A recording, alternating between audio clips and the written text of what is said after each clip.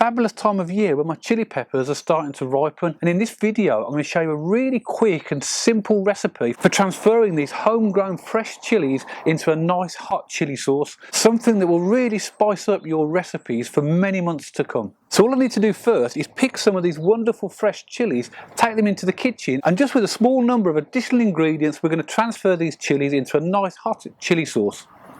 Now these are DKM peppers I'm picking here, and I'm picking the red ones, so these are the ones that have gone ripe. There are one or two green ones still left on the plants, and I could pick them, but I'm going to leave them on and let them ripen. You can use green chili peppers in a sauce if you want to, but these are not quite ripe yet, so they will lose a little bit of heat and maybe a little bit of sweetness until they're fully ripened. But if you want to make a chili sauce with green peppers, then there's no reason why you can't.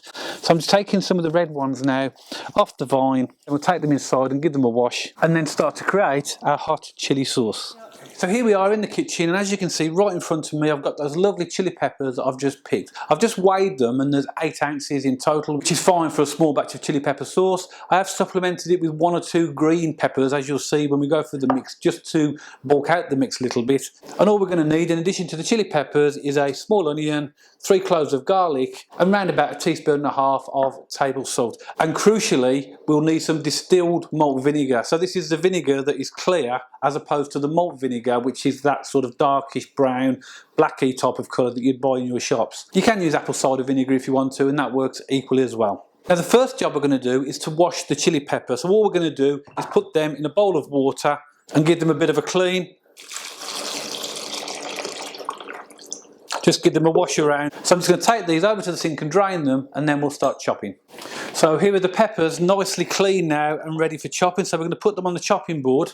Now remember, these are hot chili peppers, and the last thing you want to do is get the peppers on your hands. So what you want to do is put some gloves on before we start cutting them.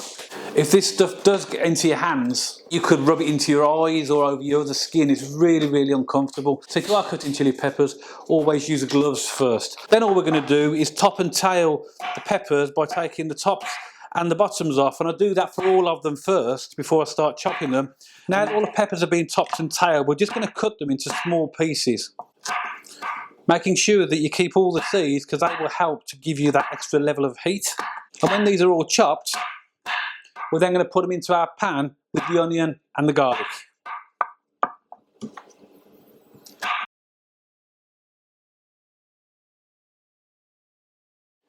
Okay, now all the chopping's done, thankfully I can take off these gloves, just put them to one side there, and now what we need to add is the distilled vinegar. Now depending upon how much you're making will determine how much you put in. I've got around about 8 ounces of chili peppers here, plus the small amount of onions and the garlic. So I'm going to use one of these, which is a 568 millilitres or 1 pint bottle. If you're making a bigger batch, then clearly you will make more. All I'm going to do is pour it into the mix.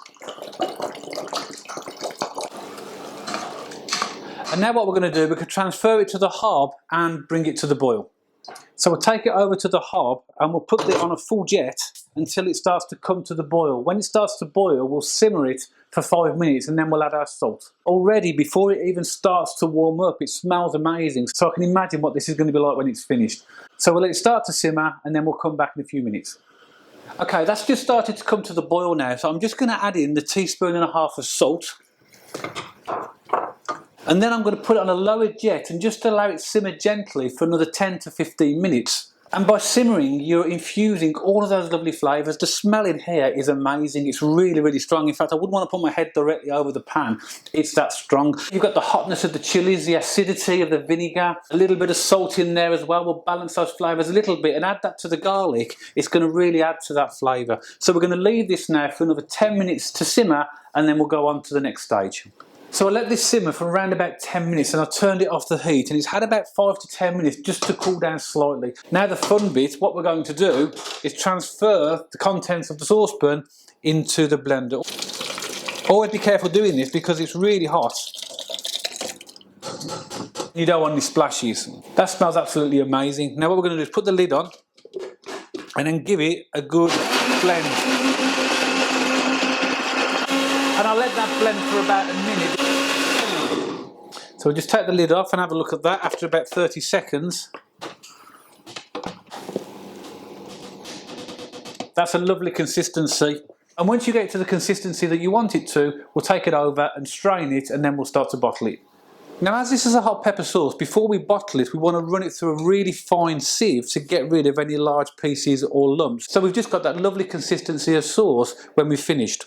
I'll be sieving it into this glass measuring jug, and you notice it's got a spout on the end so that I'll be able to pour that into the jars. Now, unfortunately, I can't find the right size funnel I need for the bottle that I'm going to use here. That's the type of funnel that you would use, but with a thinner spout. These bottles are recycled. I used these last year for my pepper sauces. This is the last bottle of chili pepper sauce that I have left over from last year, using Gusto green peppers, which is really hot. This is perfect timing to create some new sauce. So this bottle here was one that was used last year for hot pepper sauce, but all I've done, now it's empty, is sterilised it by seeping it in boiling hot water 3 times and then just allowing it to drain. So that's perfectly good now to allow me to put my sauce in. So what we're going to do now is take the sauce out the blender and run it through the sieve. Just to help it along, I'm just going to use a spoon just to push it through as much as I can before I put some more in. The colour of this year's sauce is very similar to last year's, and that's because I use a mixture of reds and greens. The more red chili peppers you use, the more redder the sauce will be. So all I'm going to do now is just continue to sieve that through, and what will be left in the bottom will be our sauce. So I'll come back in a few minutes when I've sieved all of the sauce.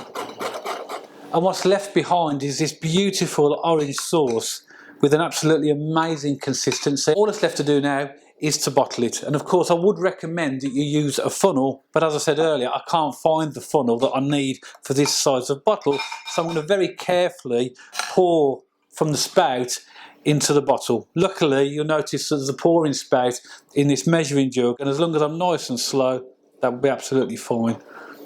Oh my word, I can't wait to taste this. It looks absolutely gorgeous. I don't think I'm going to get a full bottle out of this, but it doesn't matter, because I can make some more when the peppers grow. But I'm going to get maybe 3/4, or maybe a little bit more. Oh, nearly a bottle. Oh, perfect. There you go. All I do now is get a bit of tissue just to wipe the top of that bottle. Give that a bit of a clean, and then put the lid on. Nice and tight. And now I have a wonderful bottle of hot pepper sauce that's ready to use. Now if you're making hot pepper sauce for the first time and this is your first batch and you want to use it immediately, you can do, but I'd recommend you put it in the fridge for 1 or 2 days first, just to let it cool down and infuse. I don't have that problem because I've still got a spare bottle of hot pepper sauce from last year that I made, so by the time I come to use this, which will probably be within maybe 2 to 3 weeks, possibly longer, this is going to be absolutely perfect. So before we finish, let me just do a quick taste test. I'm just going to put my finger and get some of the residue at the bottom of this measuring jug and taste it. Oh my word, that is amazing. Such a beautiful chili taste, and you can taste a little bit of the distilled vinegar. Really hot and peppery, absolutely gorgeous. So I'm really pleased with that. Now I'm going to make more bottles of this as the peppers start to ripen outside, and with the amount of plants I've got, I'll probably end up being able to make another bottle or bottle and a half of this. But I definitely will grow DKM peppers next year because I definitely want some more of that. So I really hope I've encouraged you to use your own homegrown chili peppers to make your own chili pepper sauce. And it'd be great if you could let me know in the comments what chili peppers you're growing, to give me 1 or 2 ideas for what I might grow next year, because I do like trying different varieties of chili peppers. So just pop a comment below and let me know your favourite varieties of chili peppers. So thank you very much for watching. I do hope you've enjoyed the video, and if you did, don't forget to give it a thumbs up, and if you want to subscribe to the channel for future videos on how to sow and grow fruit and vegetables and flowers, and 1 or 2 recipe ideas, don't forget to press the subscribe button. I'll see you all on the next video.